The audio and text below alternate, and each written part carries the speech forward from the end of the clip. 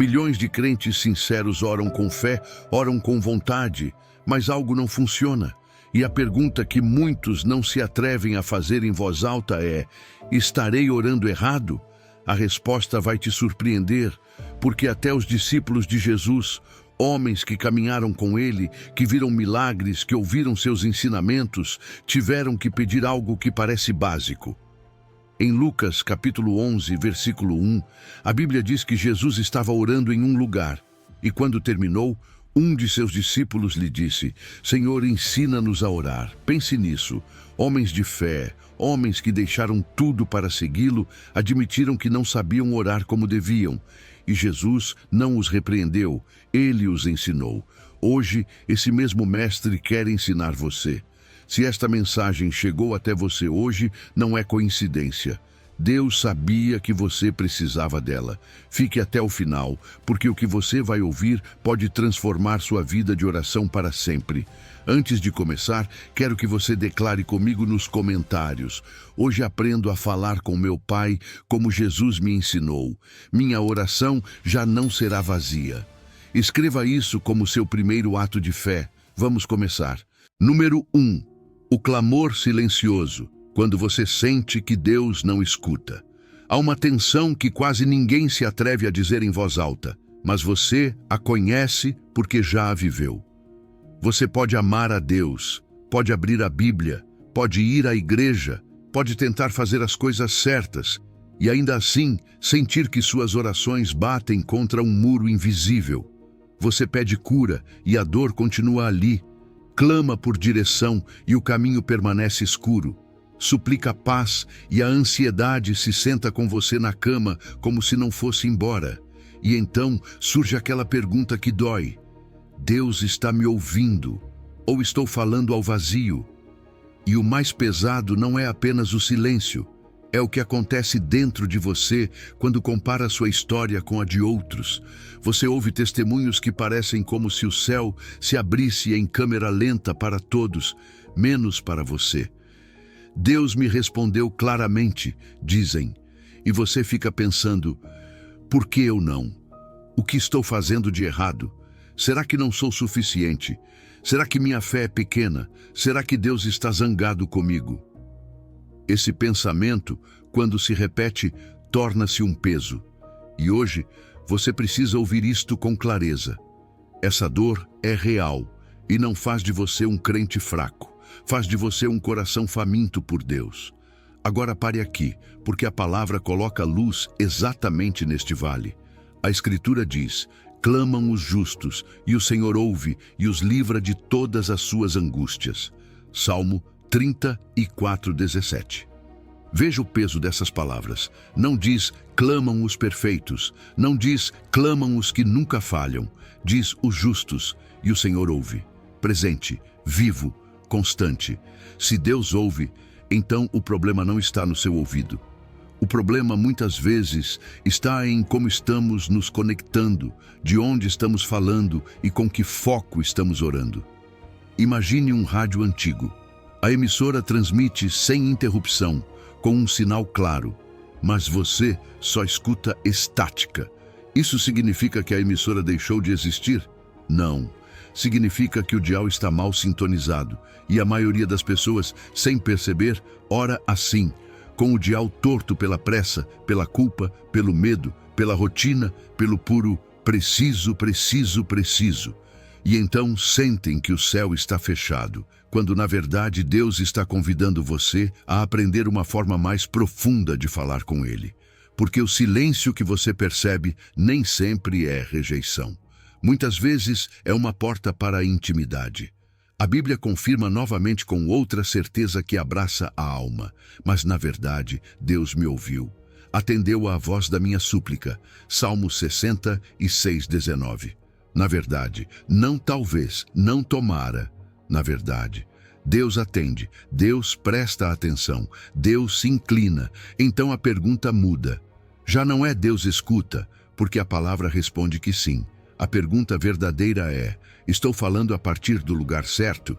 E aqui está o segredo que Jesus revelou com sua vida. Orar não é lançar palavras ao céu, é entrar em conversa com um Pai. E quero que você sinta isso com os sentidos. Feche os olhos por um momento e visualize esse rádio antigo. Sinta o dial sob seus dedos. Gire-o lentamente.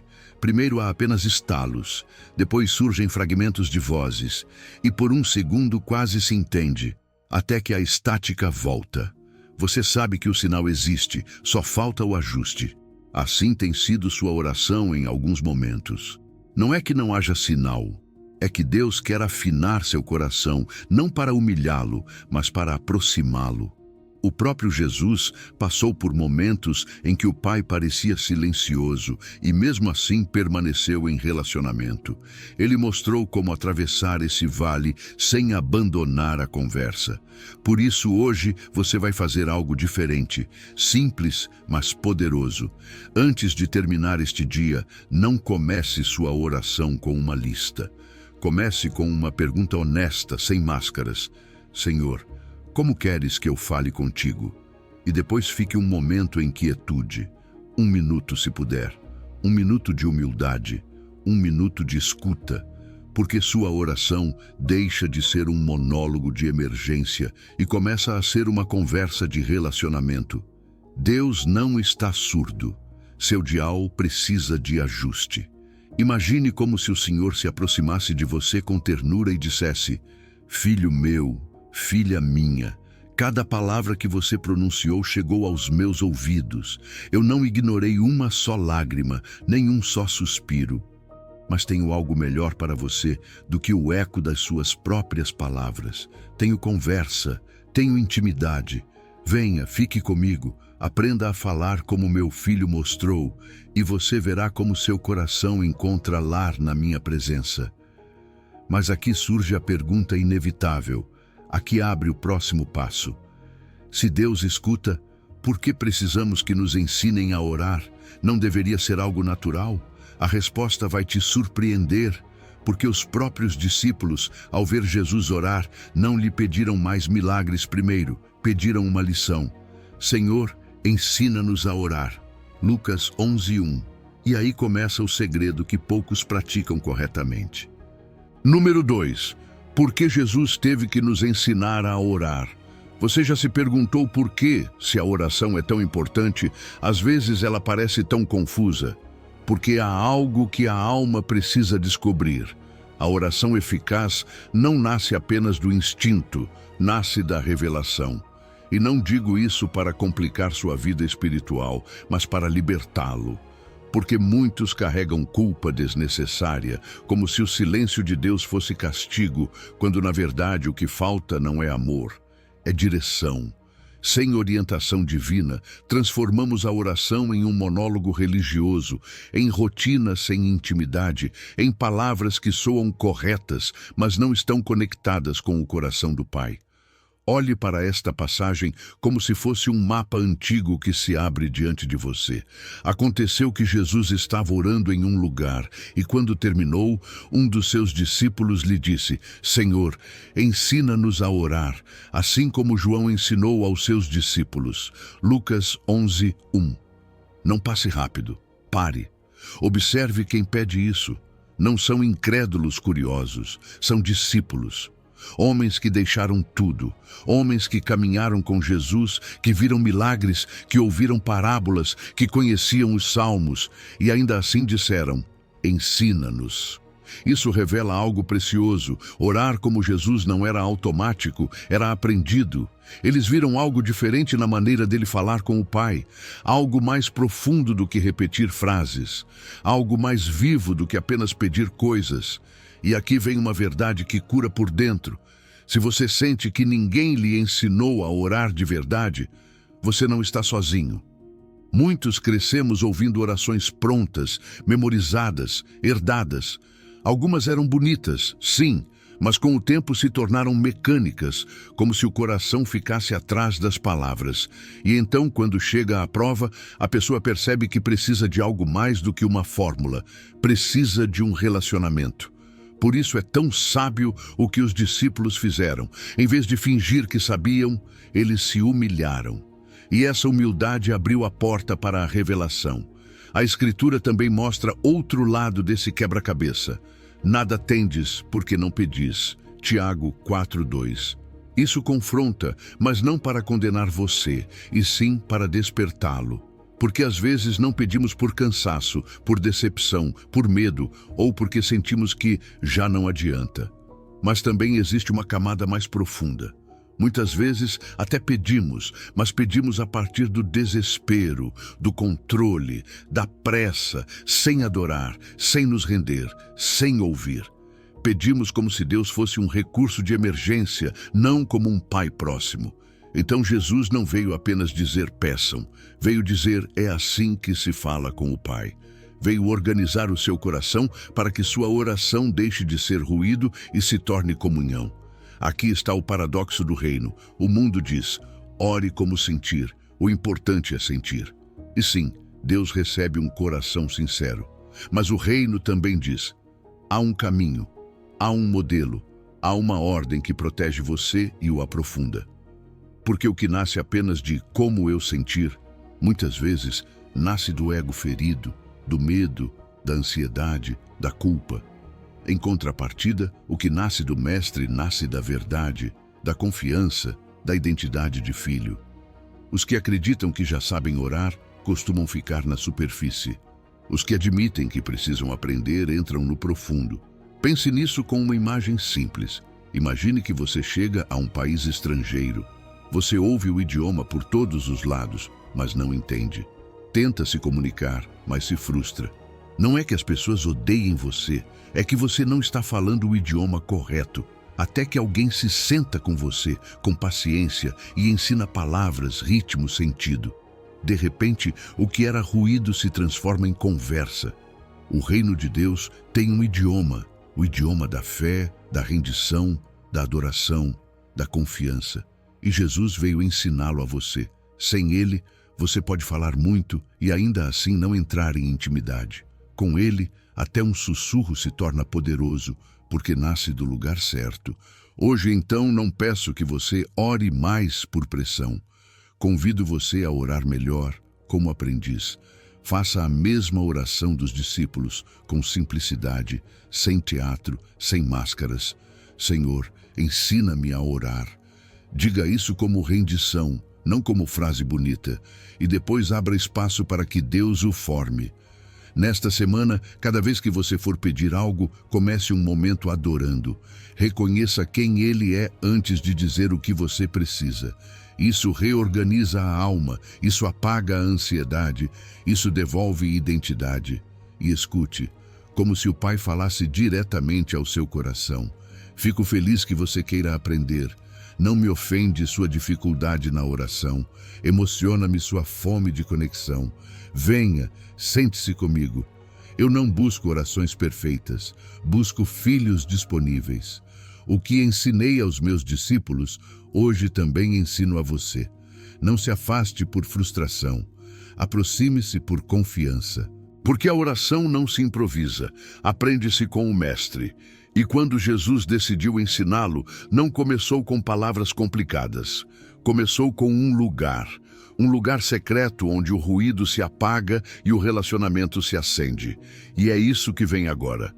Antes de dar a você uma estrutura, Jesus vai levá-lo a um espaço onde finalmente você entenderá o que significa falar com Deus a partir da intimidade. Número 3.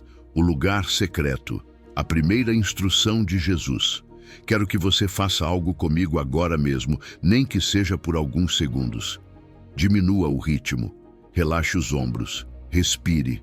Imagine que você caminha pelo corredor da sua casa ou por aquele lugar que conhece de memória.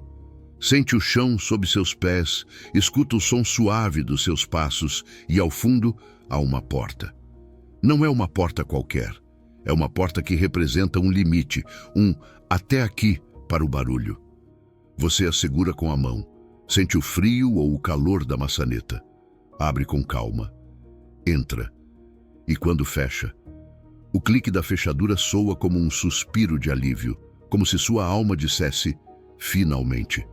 Lá fora ficam as vozes que apressam você, as expectativas que pesam, as notificações que roubam sua paz. Lá dentro fica silêncio. Um silêncio que não assusta, um silêncio que abraça. Porque nesse lugar secreto, você não está sozinho. Há duas presenças, você e seu Pai. Isso é a primeira coisa que Jesus ensina antes de ensinar o que dizer. Jesus não começa com palavras bonitas, começa com um lugar.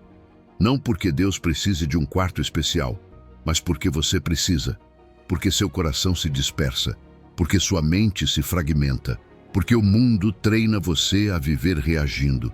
E Jesus diz, entre no seu quarto, ou seja, mova-se para um espaço onde seu interior se organiza, onde sua atenção deixa de estar sequestrada. O lugar secreto não é geográfico, é intencional. Pode ser seu carro estacionado antes de entrar no trabalho. Pode ser sua cozinha quando todos dormem. Pode ser um banco no parque ou um canto do seu quarto com uma cadeira. O que torna esse lugar sagrado não é a decoração, é a decisão. Aqui eu fecho a porta. E quando Jesus diz, feche a porta, ele não fala apenas de uma porta física. Ele fala de fechar as outras portas também. A porta da preocupação que entra sem pedir permissão. A porta da culpa que acusa você. A porta da pressa que diz, não tenho tempo. Fechar a porta é dizer à sua mente, agora não. É dizer ao barulho, espere do lado de fora. É dizer à alma, hoje vamos estar presentes. Porque a oração não é lançar palavras ao ar enquanto você faz mil coisas. A oração é encontro, é conversa real. E a intimidade não acontece por acidente. Mateus 6,6 diz com uma clareza que corta como luz. Quando orares, entra no teu quarto e fechada a porta, ora a teu Pai que está em secreto, e teu Pai que vê em secreto te recompensará em público. Escute os verbos como se Jesus os sussurrasse ao seu ouvido. Entra, fecha, ora. Não é se puder, não é quando lembrar, é um encontro marcado, uma ação deliberada. E veja a promessa, seu Pai vê, mesmo que ninguém mais veja, mesmo que sua oração não soe espetacular, mesmo que sejam apenas lágrimas e silêncio, seu Pai vê em secreto. Por isso Jeremias 29,13 se torna um mapa. Buscar-me-eis e me achareis, porque me buscareis de todo o vosso coração. Deus não brinca de se esconder para zombar de você. Deus se deixa encontrar. Mas há uma condição preciosa e desafiadora de todo o seu coração. Não pela metade, não enquanto você olha o celular, não enquanto sua mente revisa tarefas, de todo o seu coração.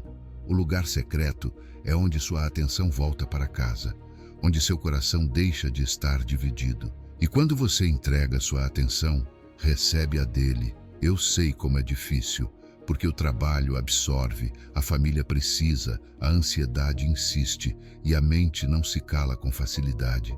Mas escute esta verdade com amor. Se você não separar tempo para Deus, o mundo separará Deus do seu tempo. O mundo sempre vai preencher seus espaços, sempre.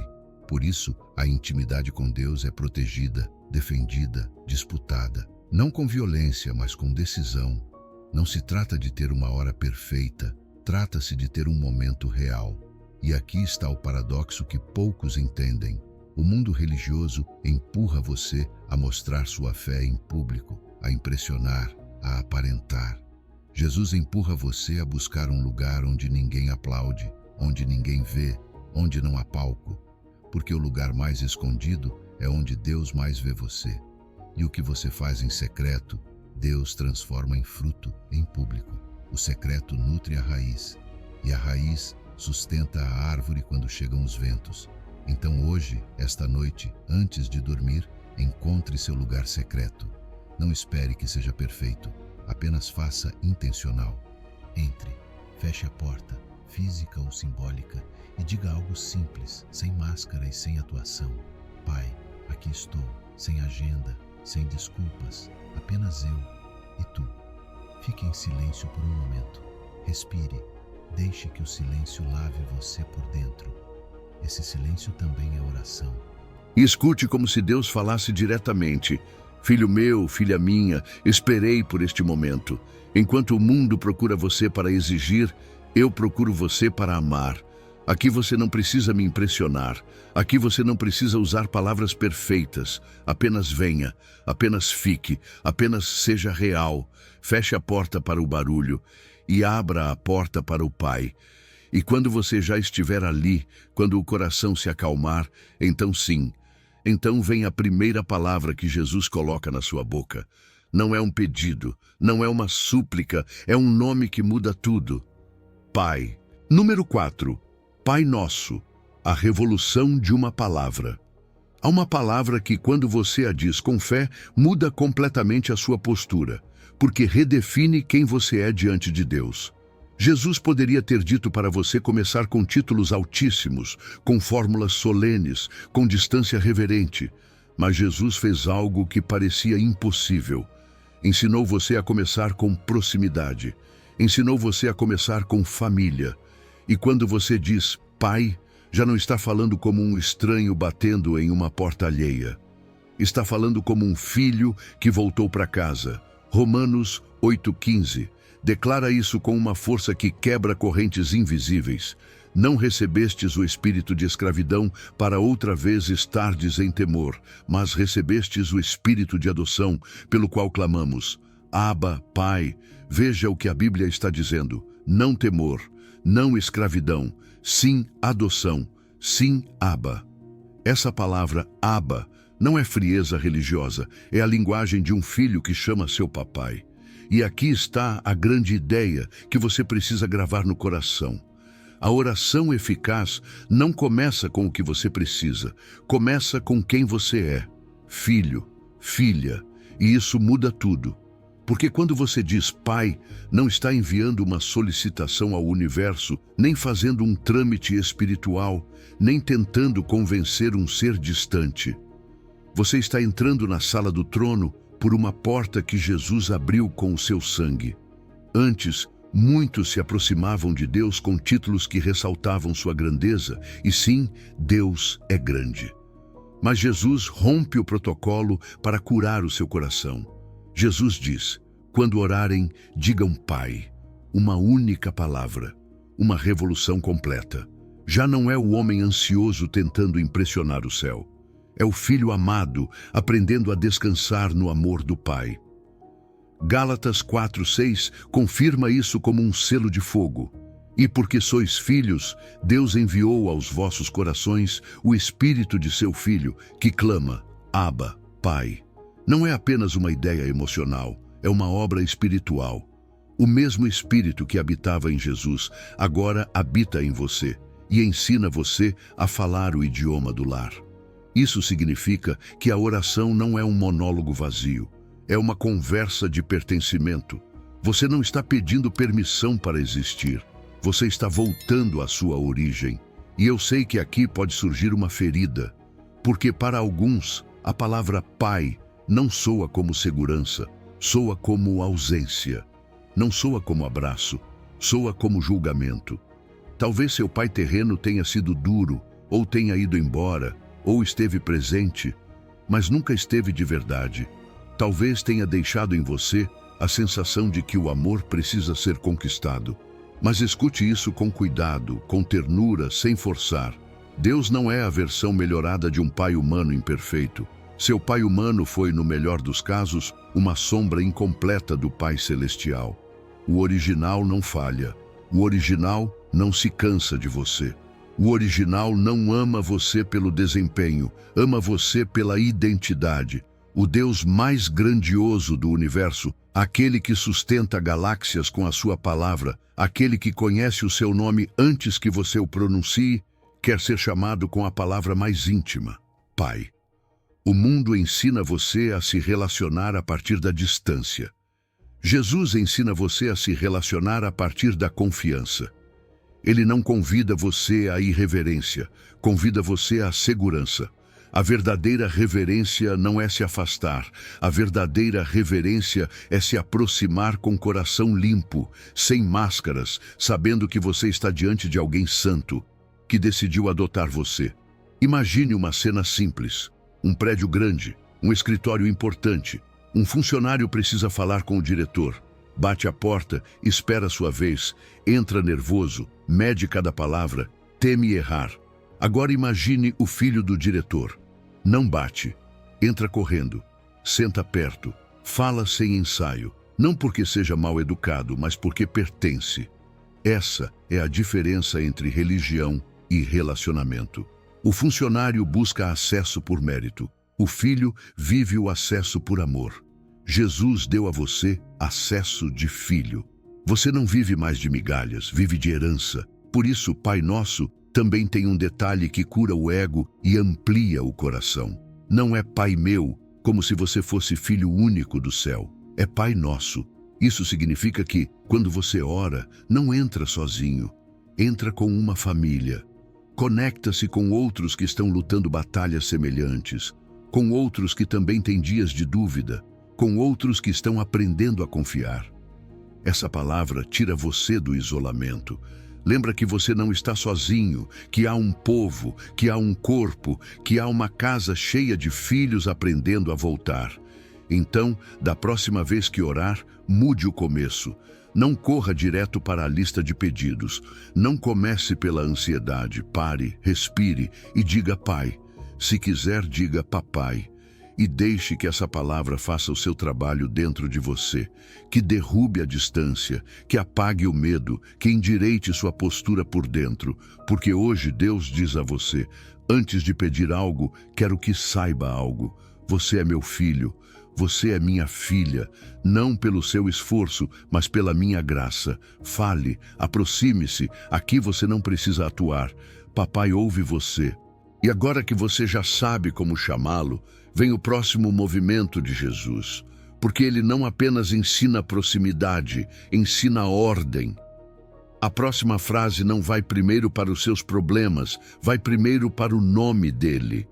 E esse reordenamento é o segredo que faz o céu se abrir de dentro para fora. Número 5. Santificado seja o teu nome.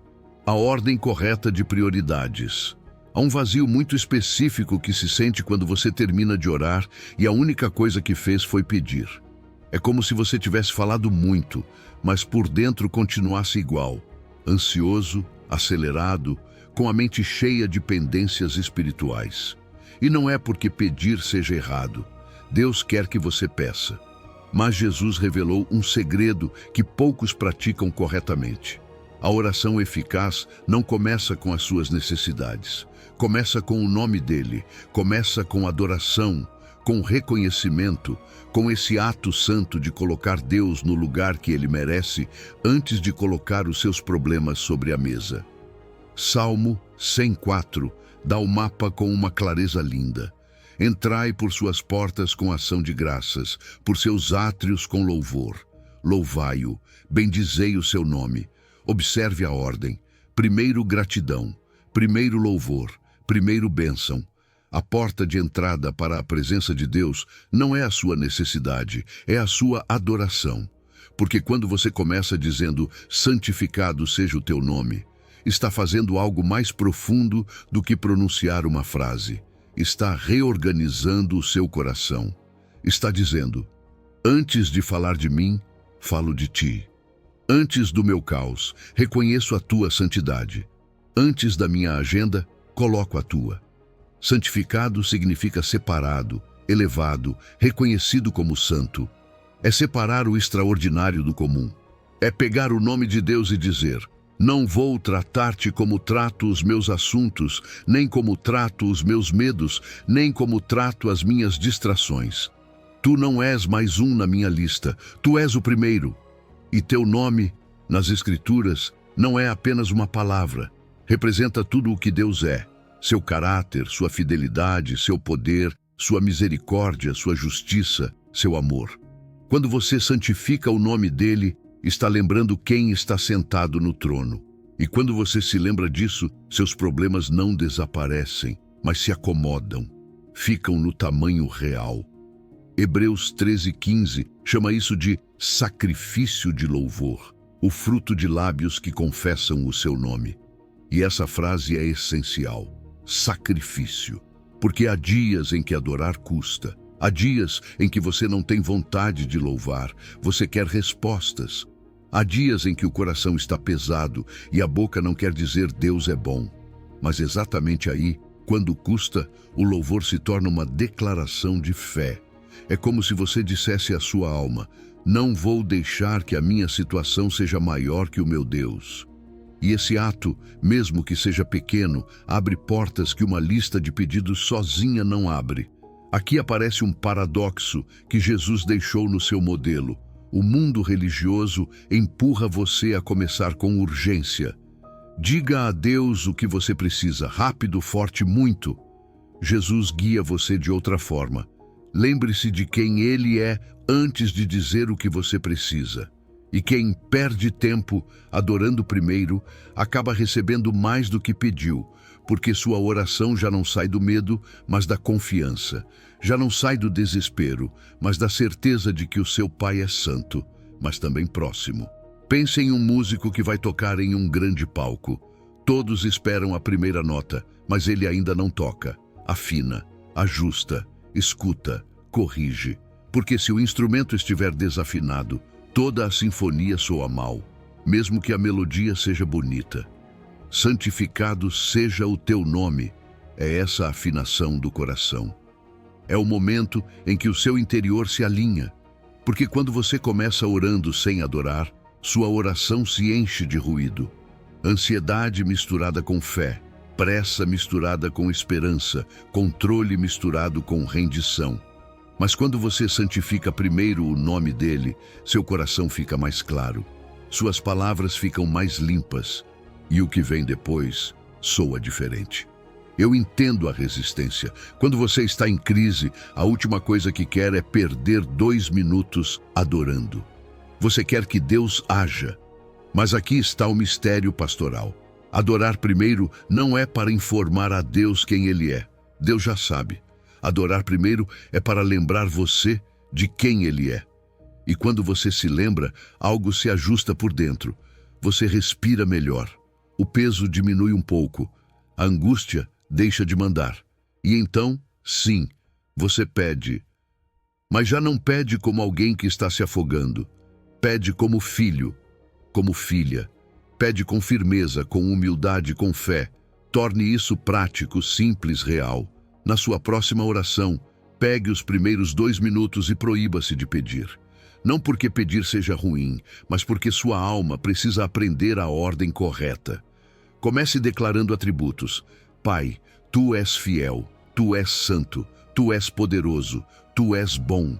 Tu nunca chegas atrasado, Tu não mentes, Tu sustentas a minha vida. E quando disser isso, não recite como um poema. Diga olhando para ele, como se estivesse levantando os olhos do chão. Depois, somente depois, apresente a sua necessidade. Você vai notar algo. O seu pedido vai sair de um lugar diferente. E hoje Deus sussurra com ternura. Filho meu, filha minha, você não precisa me convencer a ajudar você. Eu já decidi amar você antes mesmo de você saber orar. Mas quando você começa lembrando quem eu sou, o seu coração se prepara para receber o que quero dar a você. Adore primeiro. Não porque eu precise, mas porque você precisa. Afine o seu coração com adoração. Depois, toque a sinfonia dos seus pedidos. Porque quando o nome dele é santificado na sua boca, a sua vida começa a se ordenar por dentro. E agora que você já colocou Deus em primeiro lugar, Jesus leva você ao próximo nível. Um pedido que não é para você, mas para o reino. Uma frase que muda o seu foco da sua agenda para a dele. Número 6. Venha o teu reino, a oração que muda o foco. Sejamos honestos, sem disfarçar. A maioria das nossas orações, se as escutássemos como se fossem uma gravação, soaria como uma lista de tarefas. Senhor, dá-me isto. Senhor, tira aquilo. Senhor, abre esta porta. Senhor, resolve isso agora. E não é que seja errado ter necessidades, porque Deus sabe que você é humano, que carrega peso, que atravessa batalhas. O problema é mais sutil. Às vezes, transformamos a oração em uma ferramenta para empurrar a nossa agenda, em vez de um lugar para rendê-la. E quando as coisas não acontecem como queremos, ficamos frustrados com Deus, sem considerar que talvez Ele estivesse nos protegendo de um desejo que, se cumprisse, iria quebrar você por dentro. É aí que aparece essa frase que muitos repetem sem entender o seu poder: venha o teu reino. Isso não é decoração espiritual. Isso é rendição pura. É dizer ao Pai: prefiro o teu plano ao meu, o teu tempo ao meu, a tua vontade à minha. E dói, porque o coração humano ama o controle. Quer ter respostas, garantias, seguranças. Quer sentir que está segurando o volante. Mas no reino, a rendição não é perder, é entrar no lugar mais seguro. Porque quando você entrega o trono a Deus, você não se torna mais fraco, você se torna mais livre. O mundo vende uma ideia perigosa. Use a oração para manifestar os seus sonhos. Como se Deus fosse uma força que se ativa para dar o que a sua mente deseja. Mas Jesus ensina o contrário. Use a oração para se render aos sonhos de Deus para você. E aqui está o paradoxo que vai surpreender você. Quem diz, venha o teu reino, é quem recebe mais autoridade espiritual na própria vida. Porque deixa de ser escravo dos seus impulsos, da sua ansiedade, da sua pressa. A rendição não é derrota, é alinhamento. E o alinhamento devolve paz. Jesus resumiu isso de uma forma tão clara que parece simples, mas é um terremoto espiritual. Mas buscai primeiro o reino de Deus e a sua justiça, e todas essas coisas vos serão acrescentadas. Mateus 6:33. Observe a promessa escondida aí. Serão acrescentadas. Jesus não diz que você deve ignorar as suas necessidades. Ele diz que você deve mudar a ordem, colocar o reino dele em primeiro lugar e confiar que quando a ordem é correta, o Pai se encarrega de acrescentar o que você realmente precisa. Ele não tira, ele acrescenta. Mas a ordem importa porque a ordem revela o coração. Então, o que realmente significa venha o teu reino. O reino de Deus é onde ele governa sem resistência. No céu, a vontade dele se cumpre perfeitamente. Mas na terra, e especificamente na sua vida, existem áreas onde você ainda quer mandar. Às vezes é o seu caráter, às vezes é o seu dinheiro, às vezes é o seu relacionamento, às vezes é o seu futuro, às vezes é a sua necessidade de aprovação. E quando você diz, venha o teu reino, está abrindo a porta desses territórios, está dizendo, Pai, governa aqui também, governa as minhas decisões, governa as minhas reações, governa os meus desejos, governa os meus medos. E quando ele governa, não esmaga, organiza, não humilha, cura, não confunde, dirige. E se essa rendição assusta você, se você pensa, e se Deus me pedir algo difícil? Escute isto como remédio para a alma. Não temais, pequeno rebanho, porque a vosso Pai agradou dar-vos o reino. Lucas 12:32. Agradou, dá prazer. Deus não entrega o seu reino com relutância. Não ama você com incômodo, não guia você com raiva. Ele tem prazer em dar o reino, porque o seu reino não é uma prisão, é uma casa. O seu reino não é uma perda, é uma herança. Quando você pede, venha o teu reino, está pedindo para entrar mais profundamente naquilo que já é seu pela graça. Deixe-me explicar com uma imagem bem simples, bem humana. Imagine que você está em um carro em uma estrada de montanha. Curvas fechadas, neblina, abismo perto. E do banco de trás, você insiste em alcançar o volante. Você se estica, quer corrigir, quer controlar, quer dirigir sem ver o caminho completo. Mas o condutor vê, conhece cada curva, projetou a rota. Venha ao teu reino é soltar o volante. É recostar-se, é dizer, Pai, eu não vejo o que tu vês. Eu não sei o que tu sabes. Eu confio. Você não perde o controle, você ganha paz, porque o controle que você achava que tinha era uma ilusão cansada. A paz que Deus dá é real. Faça isso de forma prática hoje. Identifique uma área em que você está lutando com Deus em silêncio, um relacionamento que você quer forçar, uma decisão que você quer apressar, um resultado que você quer manipular. E ore assim, de forma específica, sem rodeios. Senhor, que venha o teu reino nesta área, que seja feita a tua vontade e não a minha.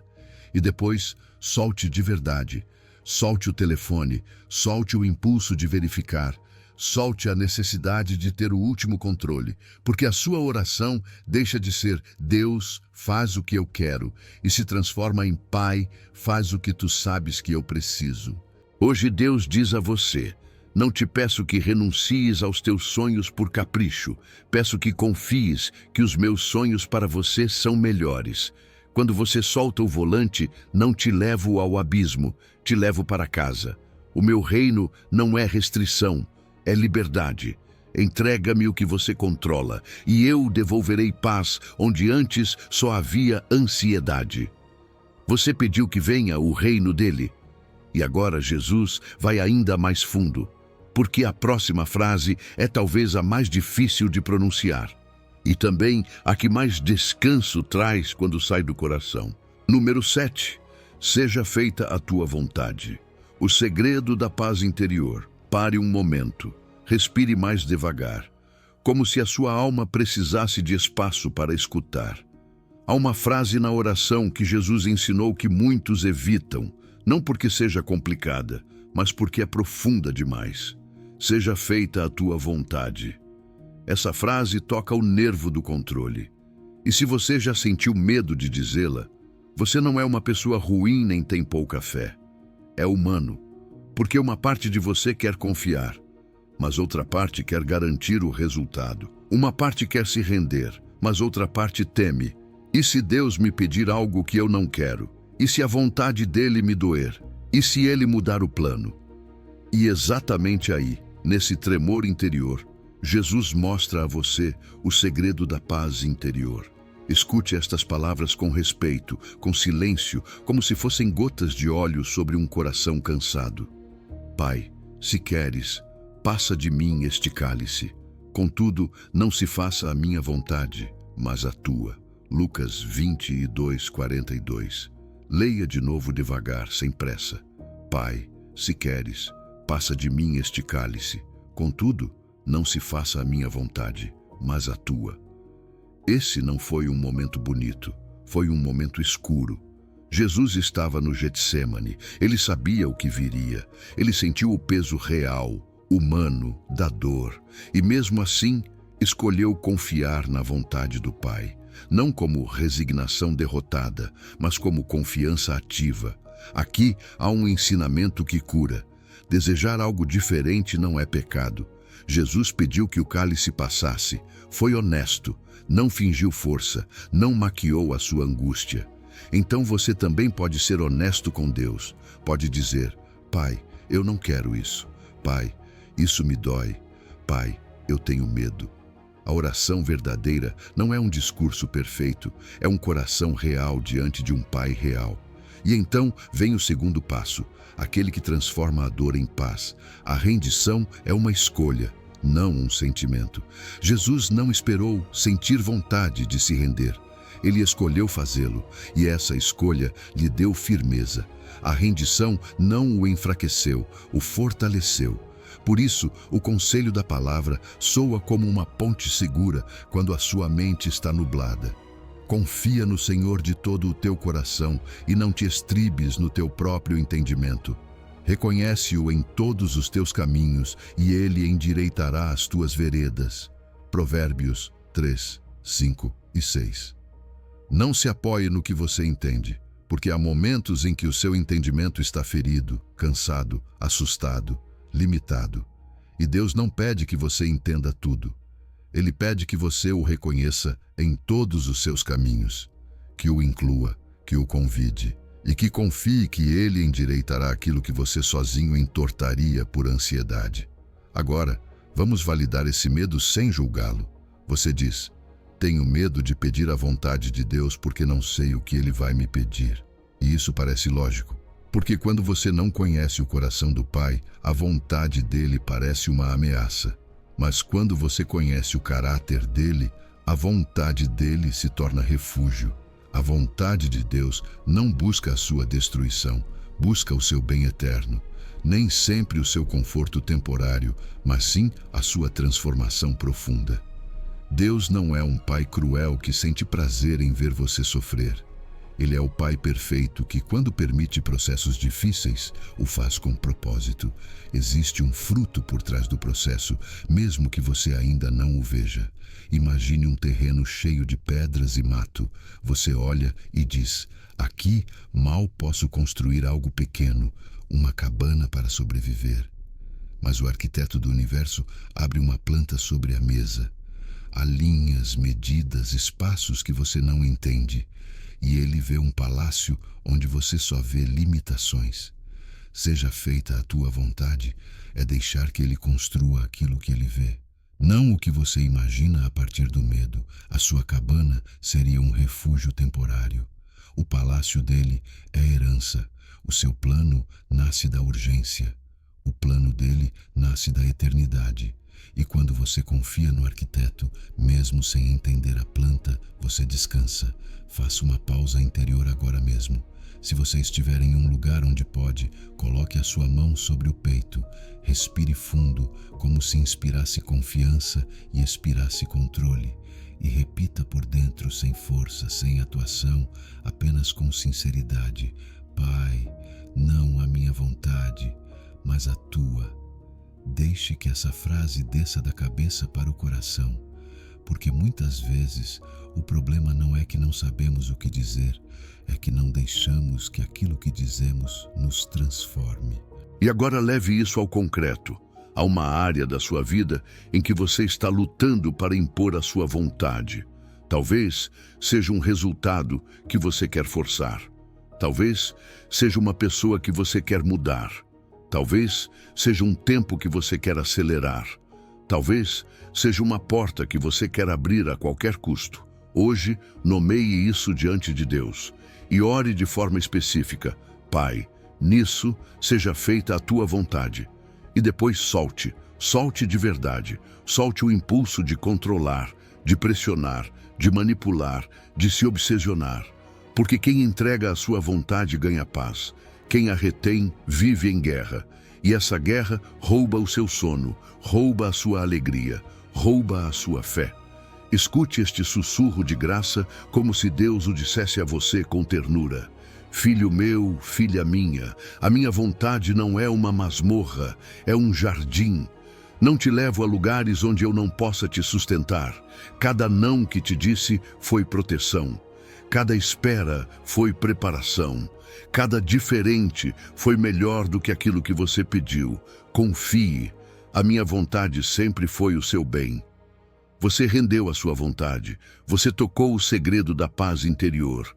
E agora Jesus surpreende você, porque depois de falar do eterno, ele menciona o cotidiano.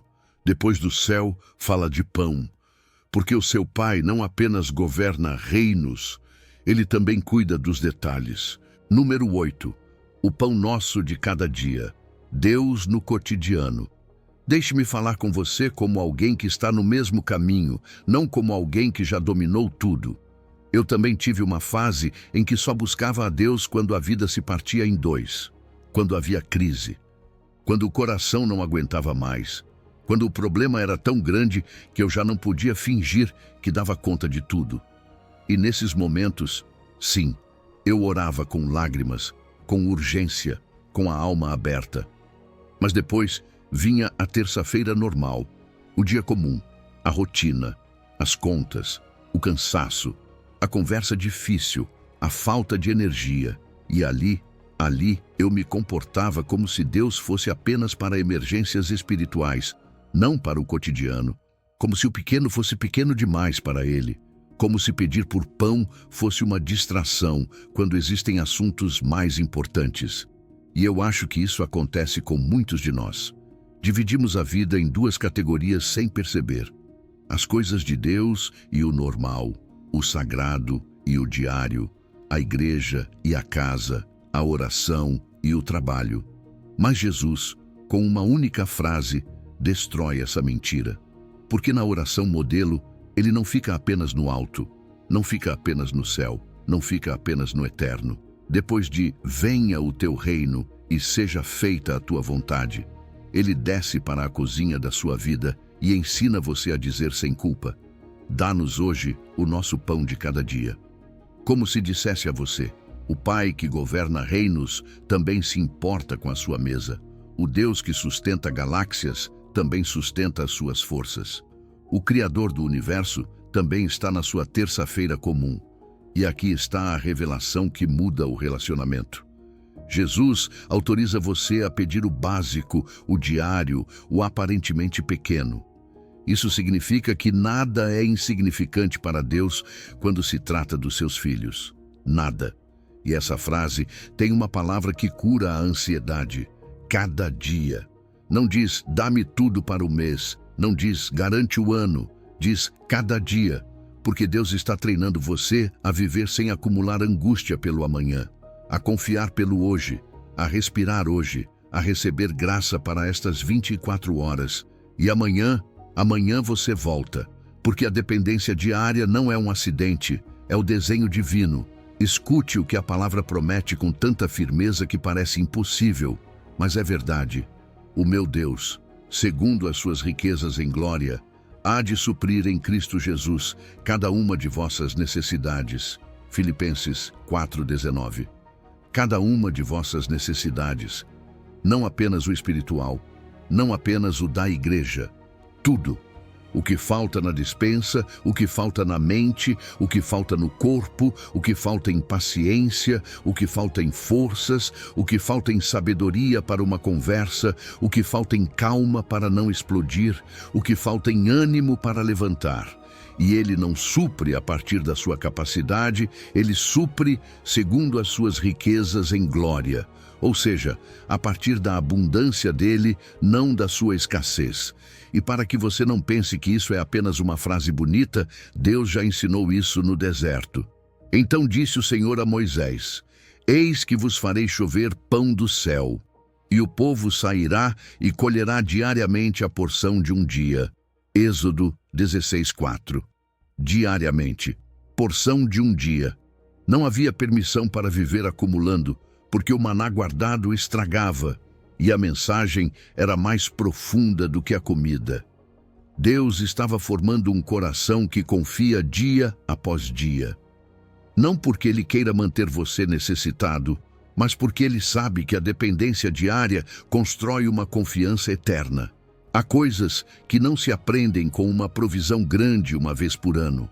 Aprendem-se com fidelidade constante. Talvez você tenha dito: eu consigo lidar com o cotidiano. Não preciso incomodar Deus com isso.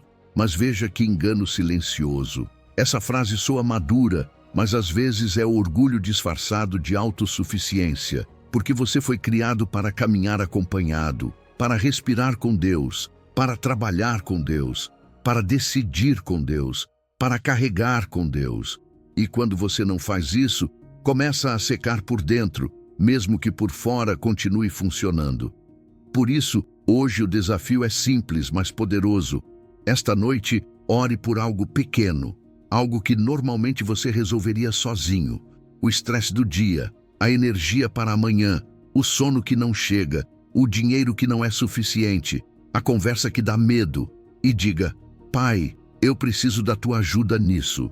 Não porque você não possa fazer nada, mas porque você não foi criado para fazer tudo sozinho.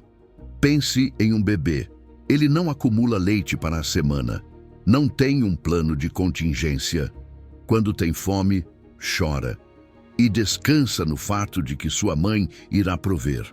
Não há ansiedade pelo amanhã, apenas confiança no agora. A oração diária é voltar a essa postura, não de fraqueza, mas de relacionamento. É reconhecer: meu Pai é bom, meu Pai é atento, meu Pai está aqui. E se hoje Ele me dá o pão, amanhã também saberá dar, porque a fidelidade dele não se esgota. Você aprendeu que Deus não apenas responde em crises. Deus caminha com você no cotidiano, mas Jesus não para aí. Agora vem um pedido desconfortável, um que muitos pulam, e sem ele a sua oração continua incompleta, porque toca a raiz da sua liberdade interior. Número 9. Perdoa-nos como nós perdoamos. A condição incômoda. Antes de entrar nesta parte, preciso que você sinta isto com clareza. Não falo com você de um pedestal. Não falo como alguém que jamais lutou com ressentimento. Eu também tive nomes que me custava pronunciar sem que o peito apertasse. Também senti essa mistura de raiva e tristeza que aparece quando você lembra do que fizeram com você. O perdão não é natural para ninguém, é sobrenatural. E por isso, se hoje é difícil para você, você não é um mau cristão. Você é um ser humano ferido. E justamente por isso, Jesus não escondeu esse tema. Ele o colocou dentro do coração da oração. Porque há uma realidade que dói admitir. Você pode saber muitos versículos, pode ouvir mensagens, pode dizer amém com força. Mas se o seu coração está agarrado à amargura, a sua alma se torna pesada. Não porque Deus tenha prazer em castigá-lo, mas porque o rancor o acorrenta à ofensa, e essa corrente é sentida na oração. Parece um teto de concreto, parece palavras que saem, mas não voam, parece cansaço espiritual. E o mais injusto é isto: o ressentimento não fere quem feriu você, fere você mesmo. É como beber veneno esperando que o outro caia. A ofensa aconteceu uma vez, mas o rancor a repete todos os dias dentro de você. E Jesus ama você demais para deixá-lo viver assim. Por isso essa frase do Pai Nosso é tão incômoda e tão santa ao mesmo tempo: perdoa-nos, como nós perdoamos. E veja como Jesus reforça isso depois de ensinar a orar. Porque se perdoardes aos homens as suas ofensas, também vosso Pai Celestial vos perdoará. Se, porém, não perdoardes aos homens as suas ofensas, tampouco vosso Pai vos perdoará as vossas ofensas. Mateus 6, 14 e 15. Essas palavras não estão ali para assustar você. Estão ali para revelar um princípio espiritual. Um coração fechado não consegue receber com liberdade. Não é que Deus tenha se tornado distante. É que o rancor endurece a porta por dentro. Deus quer inundar você com graça, mas se você segura a amargura como um tesouro, essa mesma amargura se torna um bloqueio. E aqui é onde você precisa entender algo que liberta a sua mente. Perdoar não é dizer que o que fizeram com você estava certo. Perdão não é justificar abuso, traição ou dano. Perdão não é negar a dor. Perdão não é voltar a confiar automaticamente. Perdão não é reconciliação forçada. Perdão é soltar a dívida. É entregar a Deus o direito de julgar. É dizer: eu não vou mais viver como escravo disso. É parar de usar sua energia para sustentar uma prisão que prende você. A palavra diz isso de uma forma que coloca um espelho na alma, suportando-vos uns aos outros e perdoando-vos mutuamente, caso alguém tenha motivo de queixa contra outro. Assim como Cristo vos perdoou, assim também perdoai vós. Colossenses 3,13. E como Cristo perdoou você? Quando você não merecia, quando ainda era ofensor, quando ainda estava longe. Esse perdão foi um presente antes de ser uma resposta. Imagine isto comigo. Deus tem um presente para você: paz, descanso, liberdade interior, cura emocional, uma oração que volta a respirar. Ele estende a mão, mas suas mãos estão fechadas em punhos, os nós dos dedos brancos de tanto apertar. Dentro desses punhos estão as lembranças, as reclamações, as frases que disseram a você, o dano que marcou você. E enquanto suas mãos estão assim, você não consegue receber. Não porque Deus não queira dar, mas porque você não consegue pegar. O perdão é abrir a mão, é soltar, não para que o outro vença, para que você fique livre. E talvez você esteja pensando: mas eu não sinto vontade. Exatamente. O perdão não começa como emoção, começa como decisão. Por isso hoje não peço que você finja, peço que você escolha. Há um nome que o seu coração conhece, uma pessoa, uma situação, uma ferida. E hoje você pode orar de uma maneira humilde, real, sem máscaras. Pai, tu sabes o que fizeram comigo, tu sabes o quanto custou. Eu não consigo sozinho. Mas hoje eu decido soltar. Decido liberar essa pessoa da dívida que sinto que ela me deve. Não estou dizendo que estava certo. Estou dizendo que não quero continuar carregando isso. Dá-me a tua força para perdoar como tu me perdoaste. E quando a lembrança voltar amanhã, não se condene. Solte outra vez. O perdão é uma prática, não um truque de um único dia. Hoje Deus diz a você: filho meu, filha minha, eu vi cada lágrima. Eu estive ali quando quebraram você. Eu não minimizo a sua dor, mas não quero que você viva acorrentado ao que aconteceu. Solte. Deixe o julgamento comigo. Deixe a justiça comigo. Você não nasceu para carregar ódio, nasceu para viver livre. Abra as mãos e você vai sentir como a sua alma volta a respirar. Porque quando você liberta quem feriu você, algo é libertado na sua oração. Seu coração deixa de estar ocupado defendendo a ferida e começa a estar disponível para receber. E é aí que o perdão de Deus deixa de ser uma ideia e se torna uma experiência. E agora que suas mãos estão abertas, Jesus leva você ao próximo pedido. Uma oração de proteção, porque Ele sabe que neste mundo, sem guarda espiritual, o coração volta a cair. Número 10. Não nos deixes cair em tentação. A oração do humilde. Sei como é essa sensação. Dizer a si mesmo, desta vez sim. Prometer com lágrimas que não vai cair de novo. E de repente, ver-se outra vez no mesmo lugar. A mesma fraqueza, o mesmo impulso, a mesma vergonha que chega depois como uma onda fria. E então aparece aquela frase que acusa por dentro: o que há comigo? Por que não consigo mudar? Se hoje você está cansado de lutar contra a mesma coisa, quero que ouça isto com ternura e verdade. Você não é o único e você não está condenado a viver assim. Há uma razão pela qual Jesus colocou este pedido dentro da oração modelo. Não nos deixes cair em tentação. Não é a oração do covarde, é a oração do sábio. O orgulhoso se lança ao dia como se fosse invencível. O humilde reconhece que sem Deus pode destruir-se com as próprias decisões. E essa humildade não diminui você, protege você. Porque quando você admite a sua vulnerabilidade, deixa de brincar com o fogo. E quando deixa de brincar com o fogo, começa a caminhar em liberdade. Às vezes confundimos tentação com pecado. A tentação é o convite, o pecado é aceitar o convite. E pedir ajuda no momento do convite é exatamente o que mantém você firme. A Bíblia é clara: Deus não é o autor da sua queda. Quando alguém é tentado, não diga que é tentado por Deus. Tiago capítulo 1, verso 13.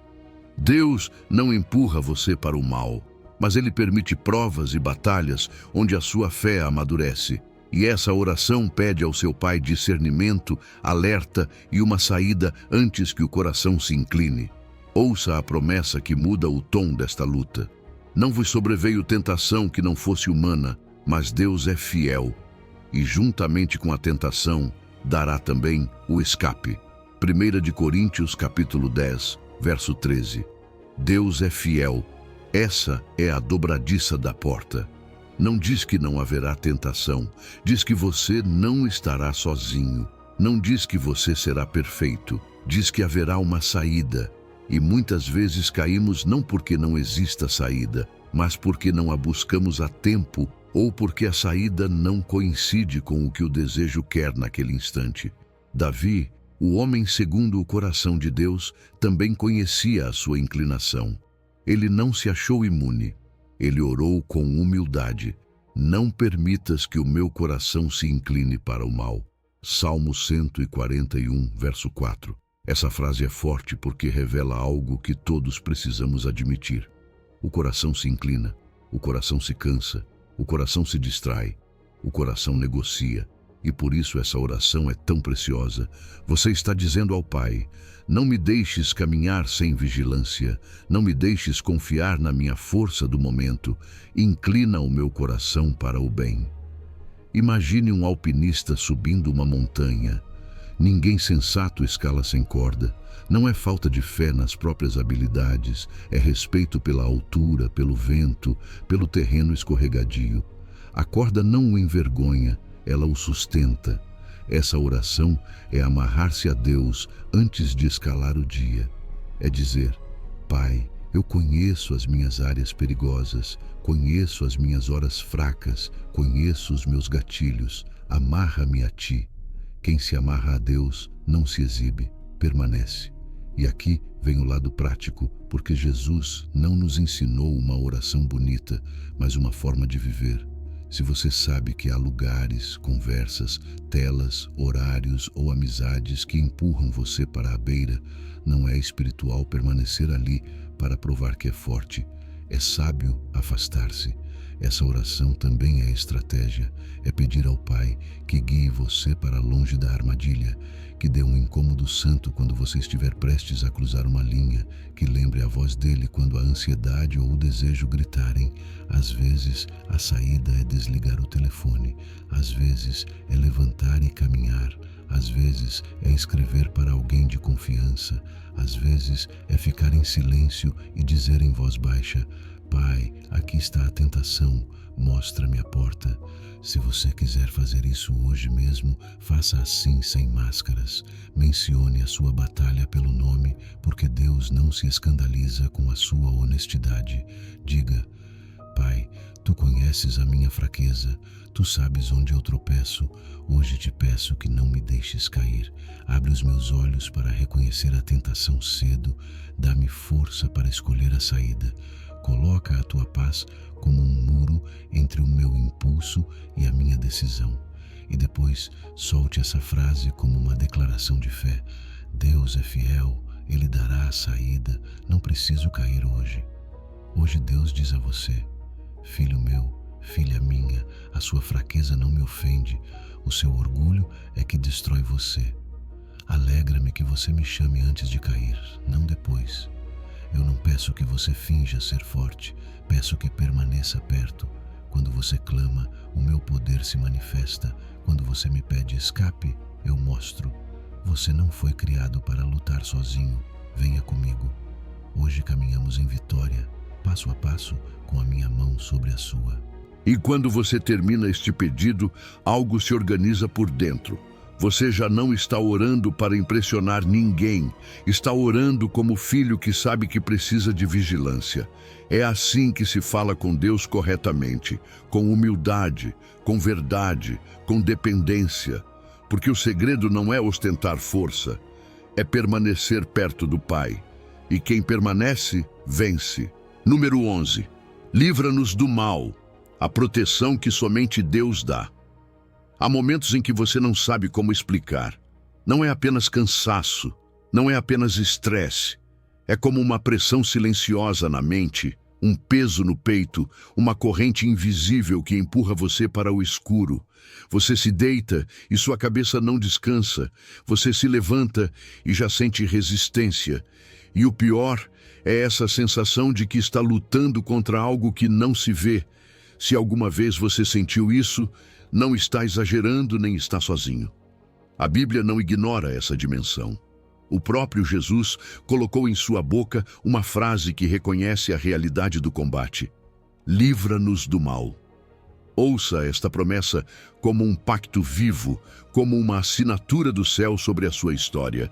Mas fiel é o Senhor, que vos confirmará e guardará do mal. 2 de Tessalonicenses 3:3. Não diz talvez, não diz quem sabe, diz fiel. E se ele é fiel, então não abandona você quando a noite fica pesada. Vos confirmará, ou seja, dará estabilidade quando tudo treme por dentro. Vos guardará. Quer dizer, não apenas consola, protege. Você não é um órfão no meio de uma guerra. Você é filho e o seu pai não dorme. Agora, o que significa pedir livra-nos do mal? Significa reconhecer que há ataques que a sua força humana não consegue deter. Não é paranoia, é realismo espiritual. Também significa que você não está dizendo: Deus, veja como sou forte. Mas Deus, veja o quanto eu preciso de ti. E essa frase ativa algo profundo. Não porque a sua voz seja poderosa por si mesma, mas porque você está apelando ao Deus que já venceu. Cristo não morreu para dar a você uma religião bonita. Morreu para quebrar correntes reais. E quando você ora, livra-nos do mal, está aplicando a vitória da cruz sobre o seu dia, sobre a sua mente, sobre o seu lar. O Salmo descreve isso com palavras que soam como refúgio. Nenhum mal te sucederá, nem praga alguma chegará à tua tenda, porque aos seus anjos dará ordem a teu respeito, para que te guardem em todos os teus caminhos. Salmo 91, 10 e 11. Existe um mundo invisível, sim, mas também existe proteção invisível. Existe cuidado que você não vê. Existem caminhos dos quais Deus desviou você, portas que não se abriram, lugares dos quais Ele salvou você sem que você percebesse. Ele envia ajuda. Ele guarda os seus passos. Ele leva a sério a sua morada, a sua casa, a sua paz. E quero dizer algo com firmeza, porque isso protege você. Nem tudo que é escuro que você sente é necessariamente um ataque espiritual. Às vezes é cansaço acumulado, ansiedade, feridas, pensamentos apreendidos. Mas até aí você não perde nada ao correr para o Pai. Porque o inimigo ama dois extremos: que você o ignore completamente ou que tenha medo dele completamente. Jesus ensina um caminho santo e equilibrado: estar consciente, mas descansar. Reconhecer a batalha, mas não viver aterrorizado. Porque maior é o que está em vós do que o que está no mundo. 1 de João 4,4. Essa frase é uma âncora. Você não está se defendendo sozinho, está coberto por alguém maior. Imagine uma fortaleza antiga. Muralhas grossas, torres de vigilância, portões de ferro. Do lado de fora há barulho, ameaças, flechas. Do lado de dentro há lâmpadas acesas, mesa posta, descanso. Livra-nos do mal é entrar nessa fortaleza. Não é pedir um favor como se Deus fosse indiferente. É correr para o lugar onde você pertence. É dizer: Pai, minha mente é tua, minha casa é tua. Meus filhos são teus, meu descanso é teu, meu futuro é teu. E quando você entrega território a Deus, o mal perde espaço para agir em silêncio. Então a sua resposta não é pânico, a sua resposta é fé prática. Esta noite, antes de dormir, faça isso de forma simples e real.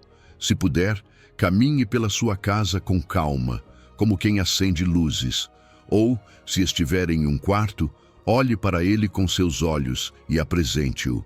E ore assim, com autoridade tranquila: Pai, em nome de Jesus, livra-nos do mal. Guarda a minha mente, guarda o meu descanso, guarda o meu lar. Que a tua paz governe aqui. Que a tua presença encha este lugar. Você não está gritando para impressionar ninguém. Está falando com o Pai que guarda. E pela manhã, antes de sair, declare em voz baixa: O Senhor me confirmará e me guardará do mal. Que isso seja o seu escudo diário. Deus não quer que você viva assustado. Hoje Deus diz a você: Filho meu, filha minha, você não nasceu para carregar opressão. Eu já venci, eu já abri caminho. Não peço que você lute sozinho, peço que se cubra comigo. Venha para debaixo das minhas asas. Quando você me pede livra-nos do mal, não está me informando algo que eu não sei. Está abrindo a porta para eu agir naquilo que você não pode controlar. Eu confirmo os seus passos, eu guardo o seu coração. Eu cuido da sua casa. Descanse. Na minha fortaleza, o inimigo não entra. Isso é o poderoso.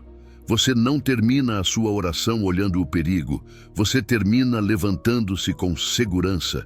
Porque quando você fala com Deus, como Jesus ensinou, a sua vida deixa de ser um campo aberto e se transforma em território guardado. Hoje, no secreto, o Pai cobre você. E amanhã, em público, você caminha com paz. Número 12. A oração que não termina. Porque teu é o reino.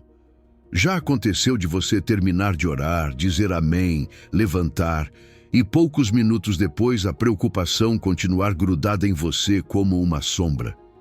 como se a oração não tivesse tocado nada, como se no fundo ainda dependesse de você resolver tudo.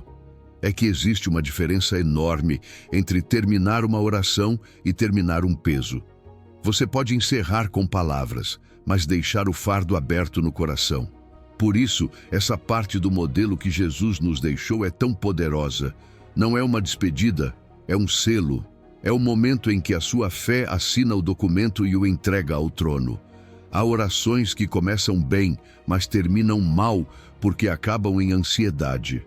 Você começa com esperança, apresenta a sua necessidade, diz coisas bonitas, mas no final sai com o mesmo nó no peito. Sabe por quê? Porque a mente humana é especialista em orar e depois voltar a assumir o controle. É como se você dissesse a Deus: aqui está o meu pedido, e quando diz amém, murmurasse: mas mesmo assim, deixe eu me preocupar, só por precaução. E Jesus não ensinou você a orar para sair mais carregado. Ensinou você a orar para sair mais rendido, para que o final seja descanso, não tensão. 1 de Crônicas 29:11 expressa isso como uma declaração total. Tua é, ó Senhor, a magnificência, e o poder, e a glória, e a vitória, e a honra, porque tudo quanto há nos céus e na terra é teu. Teu é, ó Senhor, o reino, e tu te exaltaste por chefe sobre todos. Observe o espírito dessa doxologia. Davi não está decorando a oração, está colocando o universo na ordem correta. Está lembrando a si mesmo que Deus governa, que nada saiu das suas mãos, que o trono não se moveu 1 milímetro por causa da crise. Quando você diz, porque teu é o reino, o poder e a glória, você não está recitando uma frase religiosa. Está declarando 3 verdades que quebram o ciclo da ansiedade. Teu é o reino. Significa, tu governas, não as minhas circunstâncias. O meu problema não tem a última palavra. Tu tens. A minha situação não está fora da tua jurisdição. Teu é o poder significa, a solução vem de ti, não de mim. Não depende da minha força, não depende do meu controle, não depende da minha capacidade de prever tudo. Depende do teu poder ilimitado. E tua é a glória significa, o resultado, seja como eu imaginei ou não, vai terminar te honrando, porque mesmo quando a resposta for um caminho diferente, o teu nome continuará santo e o teu propósito continuará bom. E isso não é apenas uma ideia bonita. Apocalipse 5:13 pinta uma cena onde toda a criação se une em uma só voz. Ao que está sentado no trono e ao Cordeiro sejam o louvor e a honra e a glória e o poder pelos séculos dos séculos. Quando você termina a sua oração com essa declaração de soberania, você se conecta com a linguagem do céu. O seu quarto se torna um altar. O seu amém se torna um ato de adoração que esmaga a dúvida. Você já não está sozinho. Está adorando com o coro eterno. Aqui há um paradoxo que muda vidas. O mundo diz a você: termine a sua oração pedindo mais, garantindo, insistindo, só por precaução. Jesus ensina: termine declarando que tudo é meu e descanse.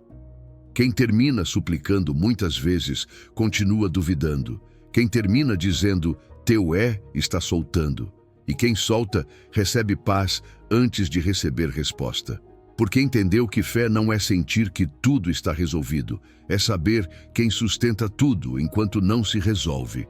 Imagine uma carta importante nos tempos antigos. O rei escrevia um decreto e depois o selava com cera quente, pressionando o seu anel sobre a cera.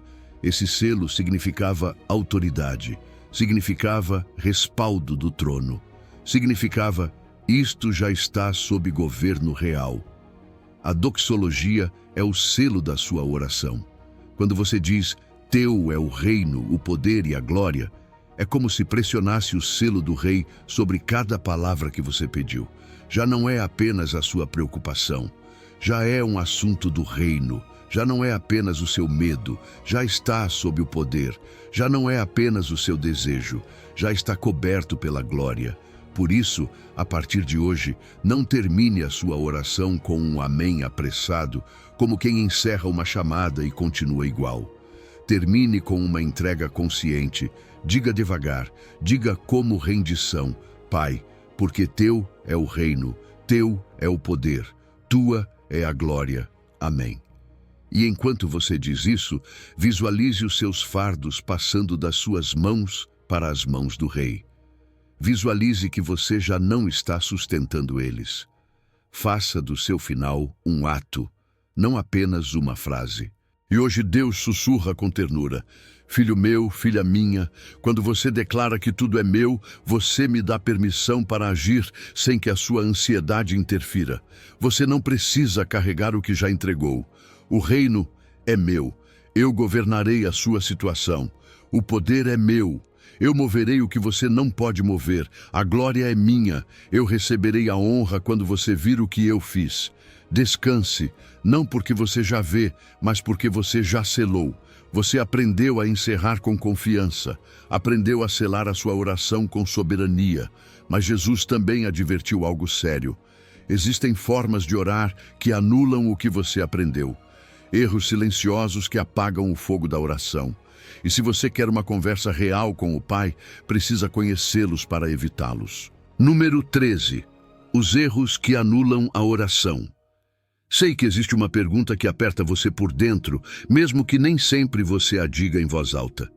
E se o problema sou eu? E se estou orando errado? E se por isso não vejo respostas? E veja, essa pergunta não é falta de fé, é fome de verdade, é o coração buscando conexão real. Jesus, com amor, não apenas ensinou você a falar com o Pai, também advertiu quais coisas transformam a oração em uma casca vazia. Não para culpar você, mas para tirar os obstáculos, porque Deus não quer que você viva com um teto de concreto sobre as suas palavras. Ele quer que você volte a sentir que o céu está aberto. Então, deixe-me fazer perguntas, como um conselheiro que se senta ao seu lado, não como um juiz que aponta o dedo. Primeira pergunta: quando você ora, você está presente? Ou apenas está repetindo? Jesus disse com clareza: E orando, não useis vãs repetições, como os gentios, que pensam que por muito falarem serão ouvidos. Mateus 6:7.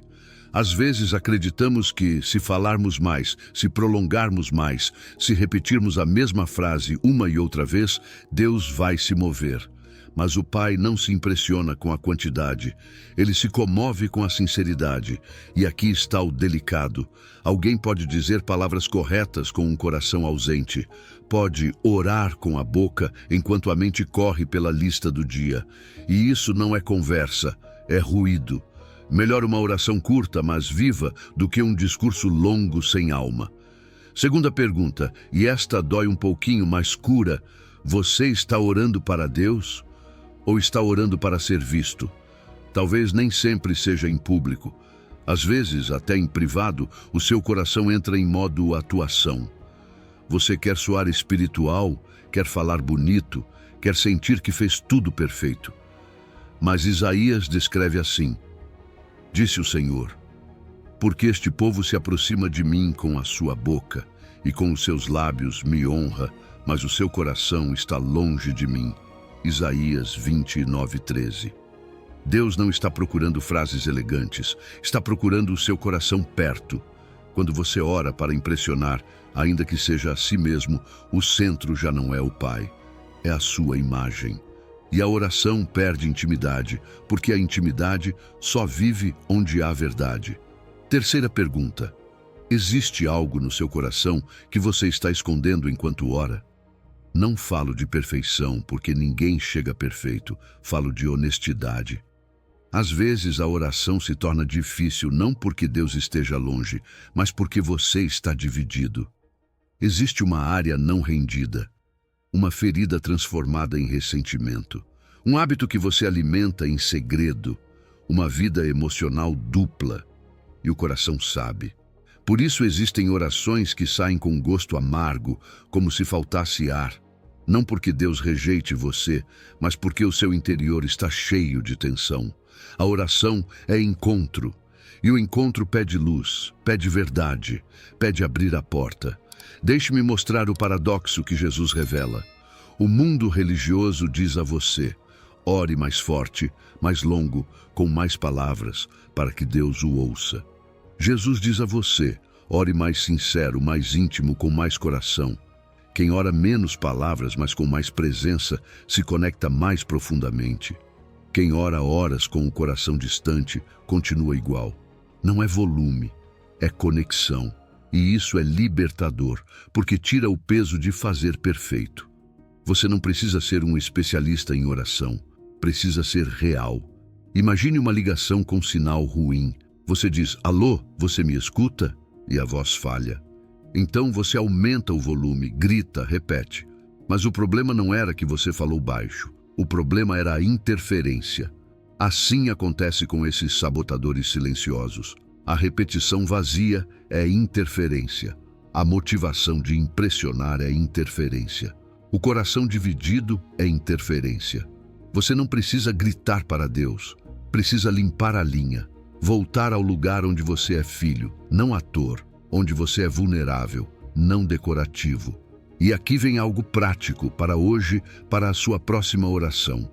Antes de começar, faça uma pausa de 10 segundos, respire e pergunte a si mesmo com ternura: estou aqui de verdade ou a minha mente está em outro lugar? Se você estiver distraído, não se condene, apenas volte. Depois pergunte: estou falando com Deus ou estou tentando soar bem? E se perceber a tua ação, solte.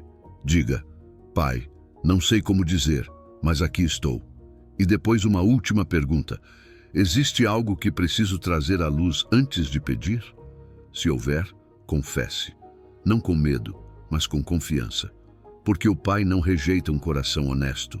Ele o abraça e o purifica. Deus não conta as suas palavras. Ele pesa o seu coração. E hoje Deus diz a você suavemente: filho meu, filha minha, não mostro esses erros para envergonhar você, mostro para libertar você. Prefiro 5 segundos de verdade a 5 horas de teatro. Venha como você é, fale como puder. Se a sua voz tremer, aqui estou. Se você não souber o que dizer, aqui estou. Mas venha real, porque quando você vem real, o céu não se fecha, o céu se abre. E agora que você já sabe o que evitar, vem a última peça: como transformar a oração em um estilo de vida e não em um evento ocasional. Porque o segredo não é orar uma vez de forma bonita, é caminhar com o Pai todos os dias. E Paulo resumiu isso em 3 palavras que parecem simples, mas acendem uma vida inteira. Número 14. A oração constante. O ritmo do céu no seu dia. Existe um segredo que parece simples demais, mas muda completamente a sua vida quando você o pratica. Não é uma técnica complicada nem um ritual pesado.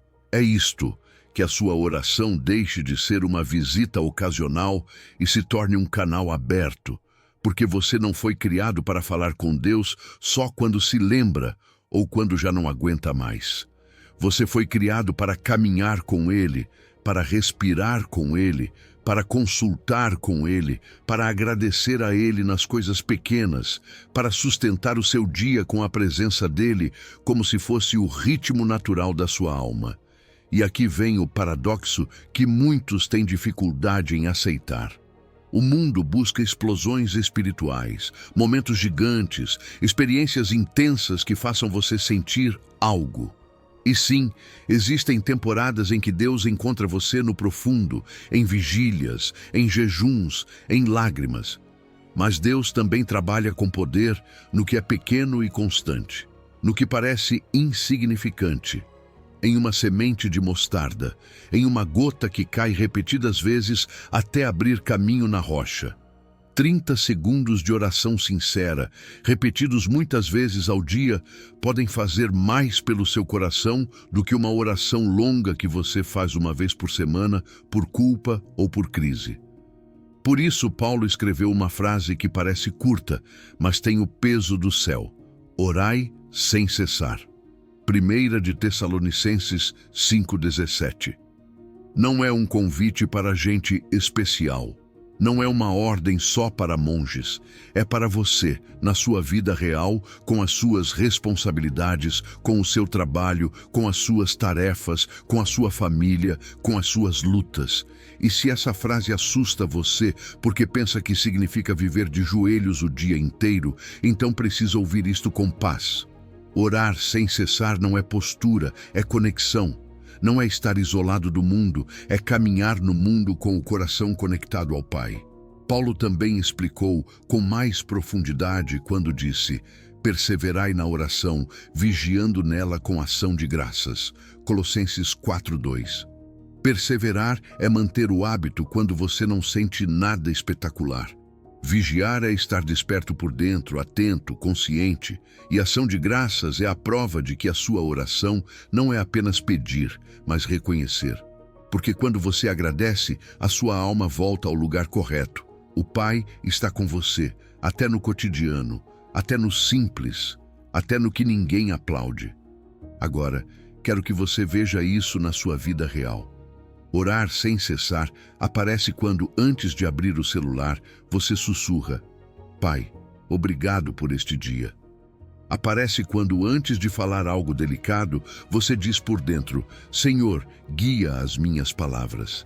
Aparece quando a ansiedade sobe e você não se entrega ao pânico, mas respira e diz: Pai, confio em Ti. Aparece quando você erra e, em vez de fugir por vergonha, volta e diz: perdoa-me, levanta-me. São microconexões, pequenas, simples, mas, repetidas, formam um estilo de vida. E foi isso que Jesus modelou. Não apenas se retirava para orar, também caminhava com o Pai enquanto ensinava, enquanto comia, enquanto servia, enquanto respondia perguntas, enquanto via as pessoas. E aqui quero validar algo, sem julgamento, porque isso é importante. Não se sinta culpado se você não tem uma hora diária para orar. Deus não mede o seu amor em minutos, Ele mede em intenção, em retorno, em dependência. Um pai não se sente menos amado porque o seu filho ocupado só lhe envia uma mensagem curta durante o dia. Ele se sente amado porque o filho se lembrou dele no meio de tudo. Assim é o seu pai com você. Ele não pede perfeição, pede presença, não pede discursos, pede coração. Imagine a oração constante como respiração espiritual. Você não decide respirar a cada minuto, simplesmente faz. E ainda assim, pode respirar mais profundamente quando precisa. Assim é a comunhão com Deus. Você inala a presença dele quando agradece, exala o seu peso quando confia, inala paz quando lembra das promessas dele, exala ansiedade quando solta o controle. E nessa troca, a sua alma permanece viva, porque a alma que não ora, resseca. Nem sempre isso aparece no começo, mas aparece na irritação, na desesperança, no vazio, nessa sensação de caminhar sozinho. Então, torne isso alcançável. Não prometa coisas gigantes que você não vai sustentar. Escolha uma âncora pequena para amanhã, um momento que você já faz sem pensar, e transforme em um ponto de conexão. Cada vez que suas mãos tocarem a água, diga por dentro: Senhor, limpa-me por dentro.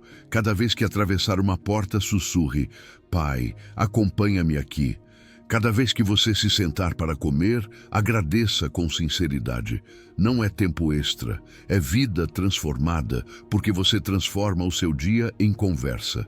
E hoje Deus diz a você com ternura e firmeza: filho meu, filha minha, não preciso que você me dê o que não tem. Preciso que você me dê os seus momentos. Um suspiro de gratidão, um pensamento de confiança, um ajuda-me silencioso no meio do trânsito, um obrigado quando eu sustento você. Isso é oração. E cada microconexão fortalece o cabo entre o seu coração e o meu, até que você já não sinta que as suas palavras batem no teto, mas descansa na certeza de que está sendo ouvido. Você já aprendeu o ritmo do céu para o seu dia, mas falta algo crucial: a garantia. Porque você pode dizer: tudo bem, vou orar assim, mas Deus responde de verdade.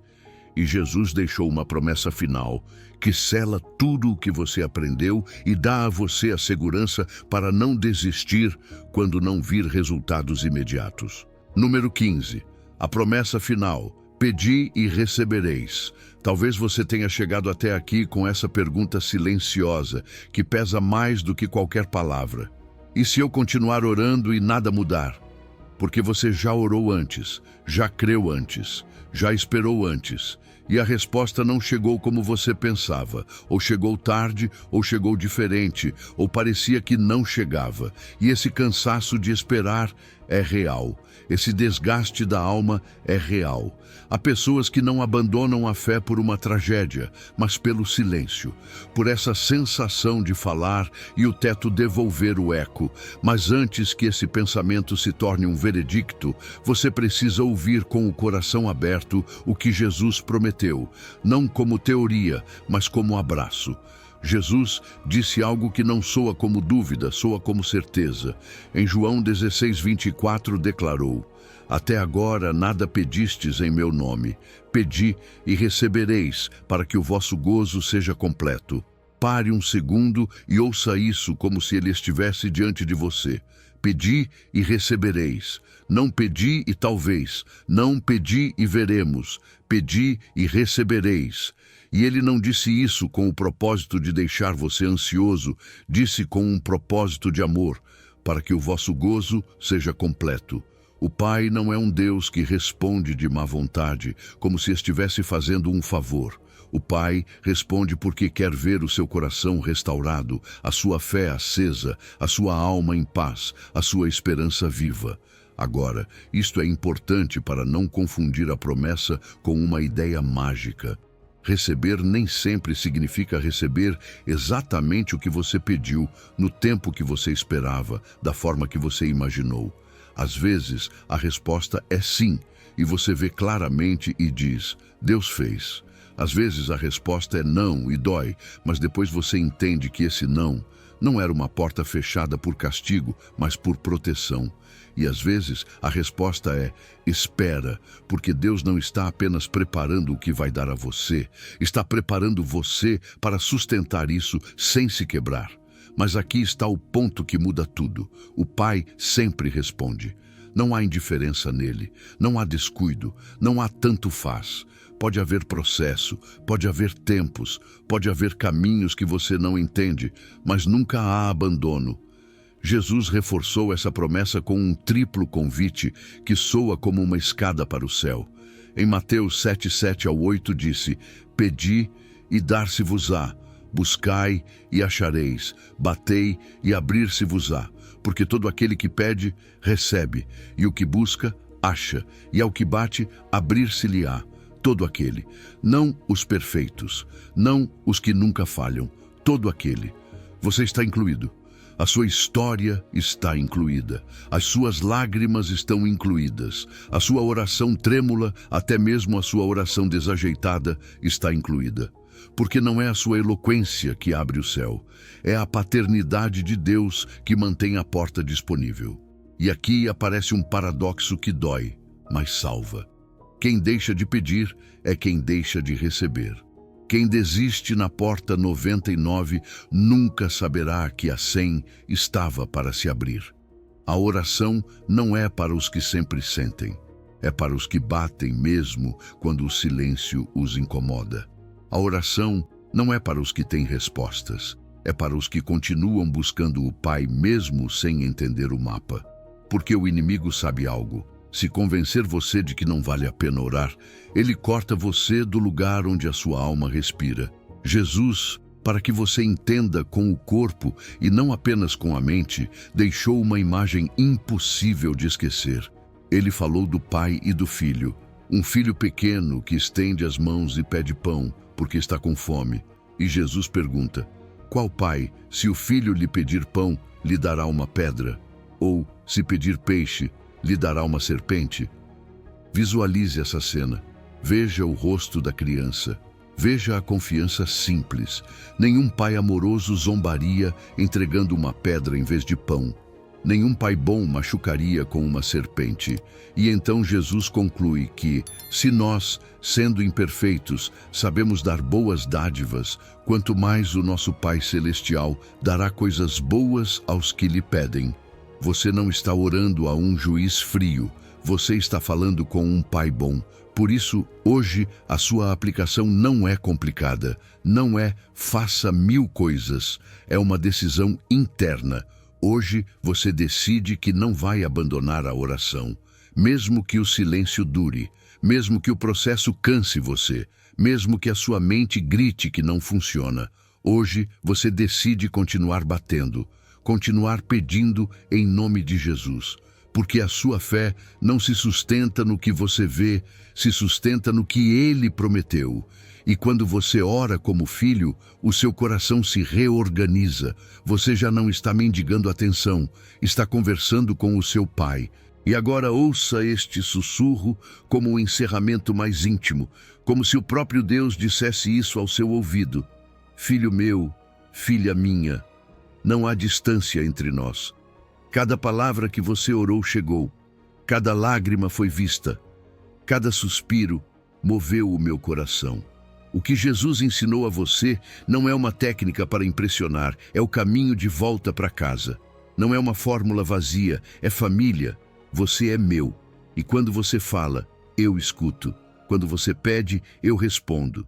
Quando você se cansa, eu sustento você. Ore diferente a partir de hoje. Ore como filho. Ore como filha e espere com paz, porque mesmo que você ainda não veja a resposta, o seu Pai já está agindo e o tempo dele sempre chega com propósito. Que o Senhor abençoe você e o guarde. Que o Senhor faça resplandecer o seu rosto sobre você e tenha misericórdia de você. Que o Senhor levante sobre você o seu rosto e coloque em você paz. E que essa paz seja o sinal de que a sua oração não terminou no ar, mas nos braços do Pai. Você percorreu um caminho profundo nesta mensagem, desde o lugar secreto até a promessa de que o Pai responde, desde chamá-lo de Pai até selar a sua oração com confiança. Quero que você fique com 3 verdades. Primeira, você é filho, não mendigo, não estranho, filho, e os filhos falam com o seu pai sem medo. Segunda, a ordem importa, adorar antes de pedir, render-se antes de receber, perdoar antes de ser libertado. Terceira, Deus sempre responde, sempre. A resposta pode ser diferente do que você espera, mas nunca há silêncio da parte dele. Esta noite, antes de dormir, quero que você faça algo simples. Procure um lugar tranquilo, ainda que seja por 2 minutos. Feche os olhos e ore o Pai Nosso, mas não o recite. Converse, pare em cada frase, faça dela sua, e quando terminar, declare: Teu é o reino, Teu é o poder, Tua é a glória. Se esta mensagem tocou o seu coração, compartilhe com alguém que também precise aprender a falar com Deus. Talvez estejam prestes a desistir. Talvez precisem ouvir que existe um segredo que Jesus revelou. Seja você quem abra essa porta para eles. E se você ainda não se inscreveu, faça isso para continuar recebendo estas palavras de vida. A oração não é falar ao céu, é conversar com o seu Pai. Que o Deus que ouve em secreto recompense você em público. Que a sua oração seja, a partir de hoje, uma conversa viva e não um monólogo vazio. Vá em paz. O seu Pai ouviu você.